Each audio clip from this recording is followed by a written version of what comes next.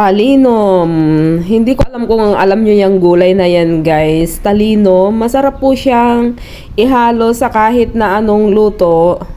Dahil wala naman akong repolyo na yan dapat ang ihahalo sa pansit. Talinom na lang kasi yan po ang nasa aking garden. Masarap din yan panahog sa sinigang, sa munggo, inabraw, ganun po. Basta po masarap po yan. Para lang siyang alugbate. Ayan, napakadami ko pong inilagay na dahon ng talinom dyan sa pansit na aking niluto. Masarap po yan, talinom. Hello guys, good morning. Magluluto po ako ng pansit. Ayan po, nilagyan ko siya ng smoked fish.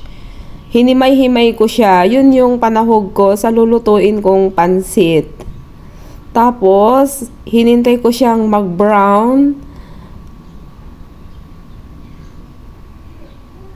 Bago ko siya nilagyan ng bawang, hinintay ko rin yan na magiging brown yung bawang na yan. Tapos, lalagyan ko rin siya ng sibuyas. Ayan po, sibuyas. Masarap po yan. Tapos, nilagyan ko na siya ng tubig. So, pakpakuluin ko yung tubig. Tapos, nilagyan ko rin ng toyo, ng magic sarap. Bago ko nilagay yung pansit. Tapos, paminta. Yan po. At saka itlog. Ayan, para masarap. Nilagyan ko rin po siya ng itlog.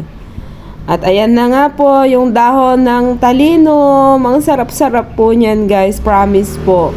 Tikman nyo po yan, talinom. Akala nyo lang hindi masarap. Ang ganda-ganda rin pala ng bulaklak niyan, talinom na yan. Akala mo halaman, pero gulay po yan. Ang ganda-ganda po ng bulaklak niyan, yung kulay pink na maliliit. Yun po yung bulaklak ng talinom na yan. O diba, ang dami-dami kong inilagay na dahon. Pero pagkaluto, ayan, konti na lang yung dahon niya. Parang ang dami-dami. Masarap po yan, guys. Promise. Marami pong talinom. Masarap po siya. Yan, luto na nga po ang ating ulam. Pansit na may itlog at talinom na sinahugan ng hinimay-himay na smoked fish. Ayan po, ready to serve na. Kakain na po tayo. Ayan na, ang sarap.